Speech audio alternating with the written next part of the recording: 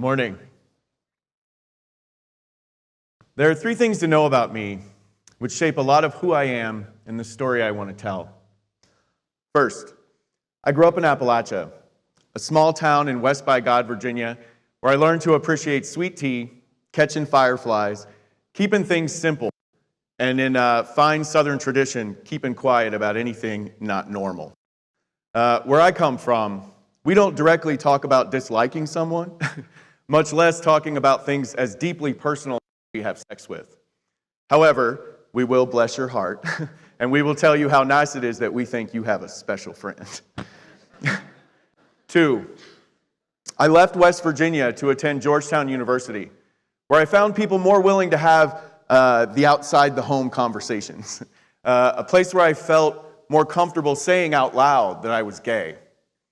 However, Georgetown didn't always feel so good either. The halls of power and privilege don't always open their arms wide for kids like me. And I became socially dislocated from the mountains I grew up in. While at first the people back home were really proud of me, soon the political winds shifted, and the very education that I had fought for made me suspect. I became an insider-outsider in both of my homes. 3, my story is not unique. I was just another gay kid from the Bible Belt, landed in the urban jungle, betwixt two worlds, a stranger now to both. I landed in spaces and places where people didn't have my best interests in mind. I fell into sex work as a way to affirm and support myself, and with a constant flow of methamphetamine, trust me, it all felt good. When I was 26 years old, I started having symptoms: headache, fatigue, rashes. I did what anyone with symptoms would do. I went to see a doctor. To say it was odd for a kid from West Virginia with a Jesuit education to be sharing with a complete stranger who I was is an understatement. A marginally homeless, gay, sex worker with problematic meth use. My lifestyle led more to sleeping in cars and on the street, so a diagnosis of an allergic reaction to my bed sheets and questions about whether I had changed my laundry detergent lately couldn't have been further from what was actually going on. I put my full trust in the healthcare system, only to find out in the time that I needed it most that it was sicker than I was.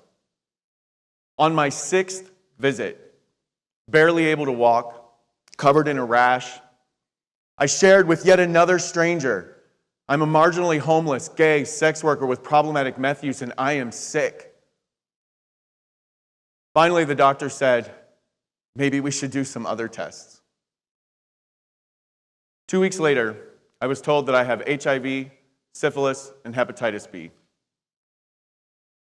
As I left the clinic, the receptionist declared to me, my father, and the entire waiting room, be sure to follow up at the health department with your HIV diagnosis. It's really important. I walked out the door, sat down on the sidewalk, and contemplated what to do next. I would go on to shoot up for the first time later that night. My father moved to Florida 8 days later. I went from being somewhat homeless to fully homeless. I spent the next 10 months dodging phone calls from the health department, determined to box and calculate me.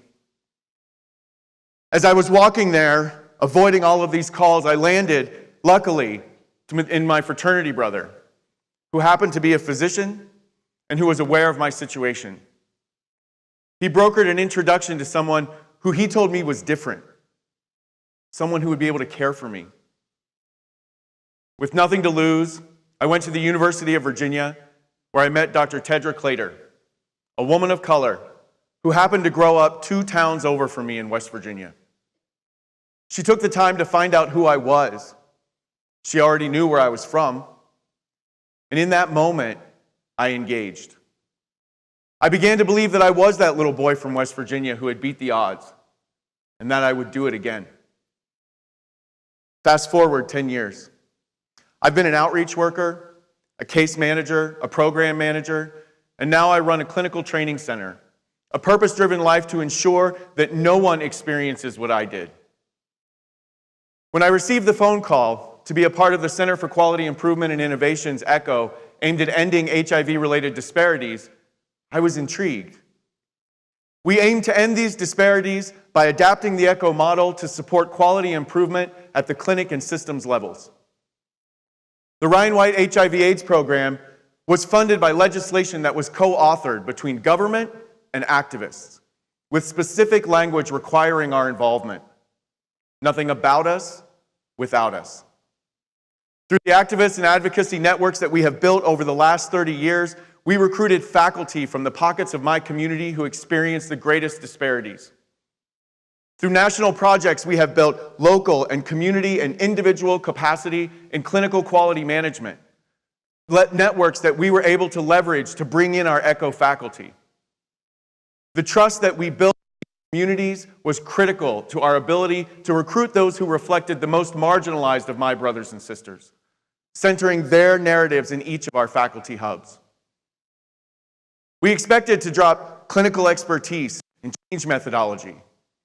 But in our implementation, what we discovered was that our clinics suffered from a critical lack of engagement. Our clinics were asking us not how to select appropriate therapies, what is the best regimen. They asked us questions like, how do we make our space feel better? How do we speak to our patients in respectful ways? With our community faculty, we were able to address actual problems in our clinics.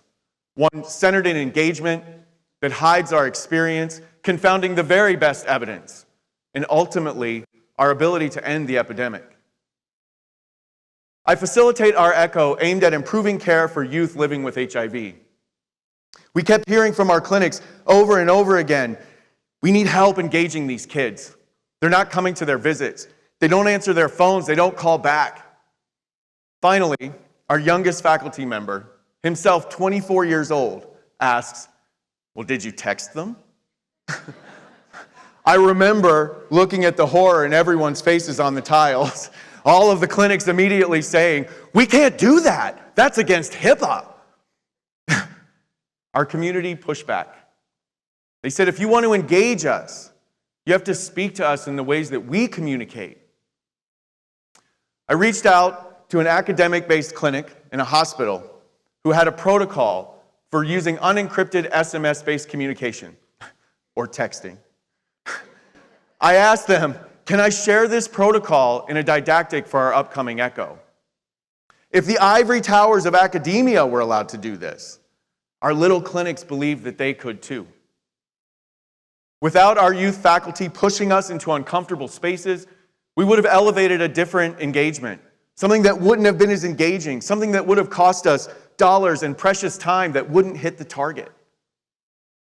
Our ECHO is answering these questions and others related to mitigating shame, how to create affirming spaces, how to speak to patients by honoring their full expressions of selves. A lens that is allowing us to unlock the engagement puzzle. ECHO has allowed us to bring the actual experience of persons living with HIV, not just a journal article. You can't ask a journal article, how did it feel? What were you going through? How did you overcome this hurdle in life?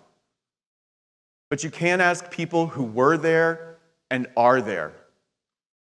This combination of evidence informed by experience is a lethal blow to cultural barriers in healthcare.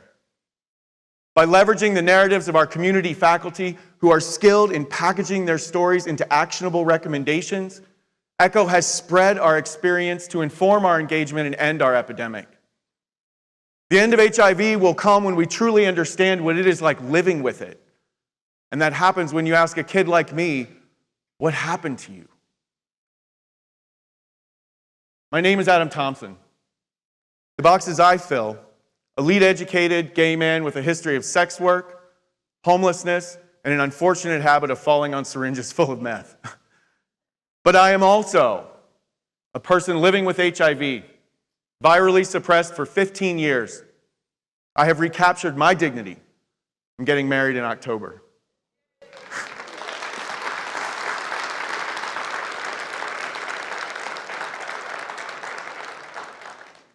Our stories can heal our systems. All you have to do is learn to ask and learn to listen. Thank you for listening to mine.